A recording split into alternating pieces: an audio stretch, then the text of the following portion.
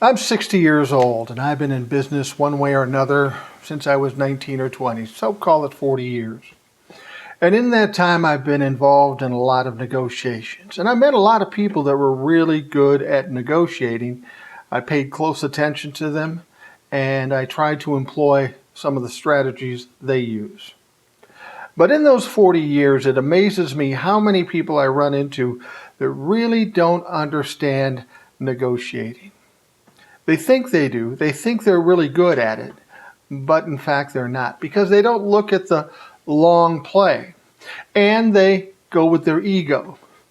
And anytime you go with your ego in anything, you're going to ultimately lose. You might win short term, but in the long run, you're going to lose. Let me give you an example.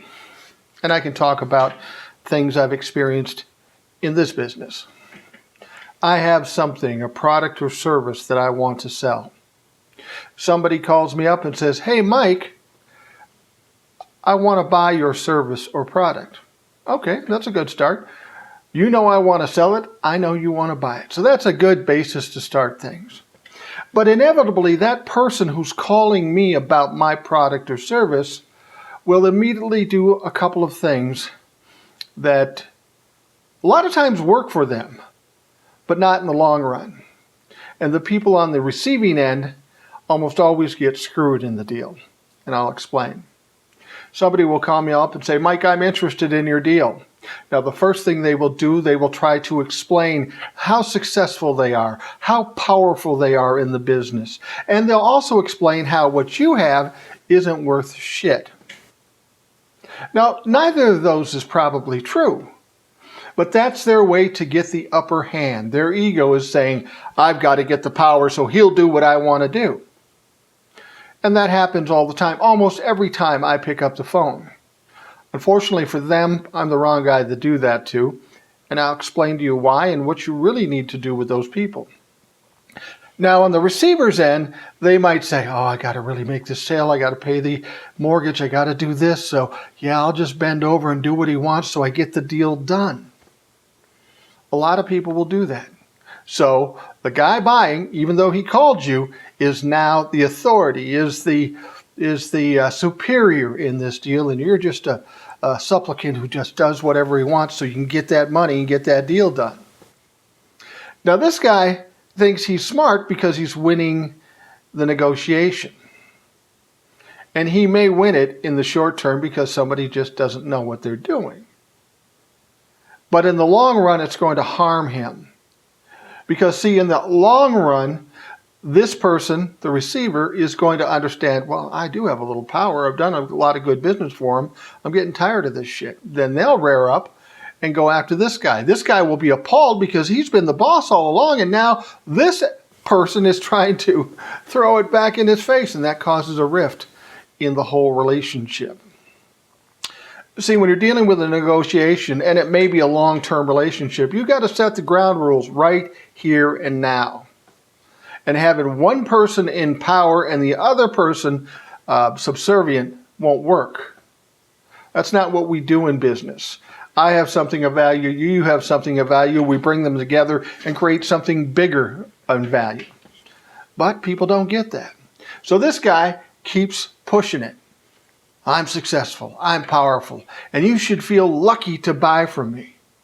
Now the receiver, the attitude you should take, and it's rarely taken because people work out of fear. What they should say is, "Well, dude, you came to me. You're telling me my stuff is worthless and not worth a shit, but you called me." And then they'll revert back to, "Well, I got this, and I do all kinds of business, and you should feel lucky that you're dealing with me." That's the catching point right here. Do you continue to be subservient, or do you take a chance? And do you exert whatever power you might have? Because you're an equal in this situation. I don't give a goddamn what this guy says. We are at the very least equals, and in my case, because I'm arrogant, I think I'm smarter than him too. Or at least more aware of what's going on in the psychological dynamic.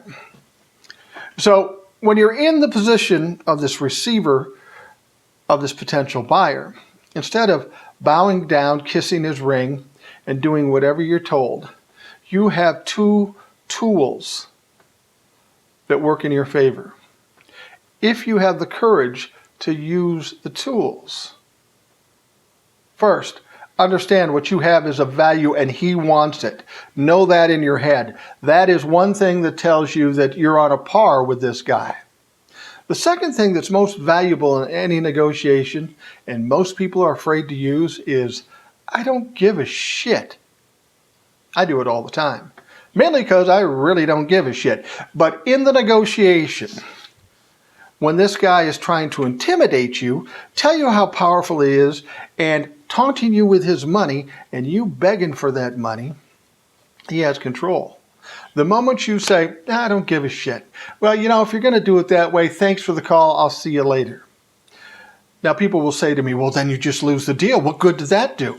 Well, that's the one thing about negotiations you need to understand. If you want to win a negotiation, you better be willing and prepared to lose the deal.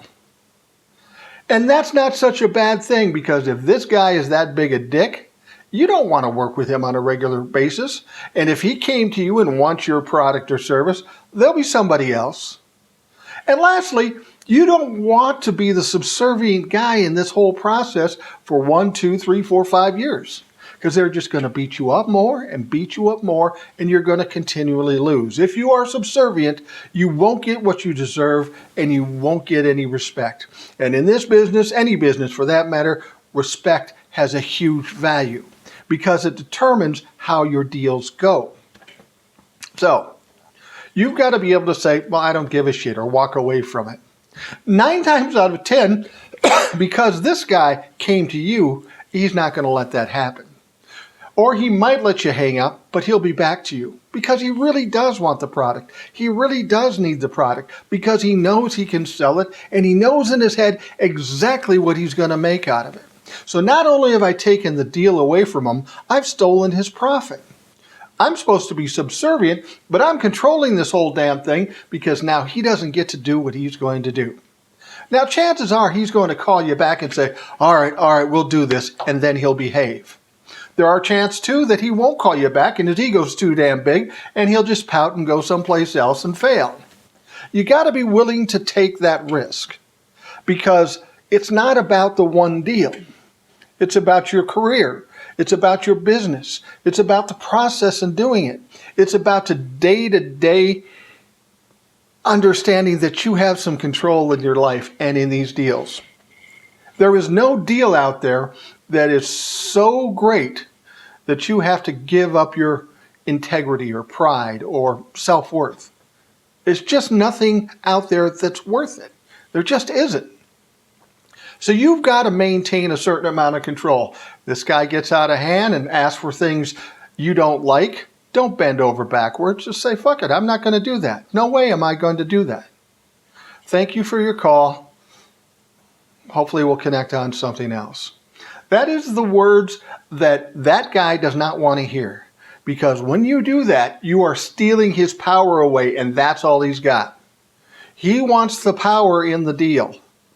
If you see somebody trying to exercise that power, your first job should be to take that power away, neutralize it. And you do that by not giving a shit, or at least giving the appearance that you don't give a shit.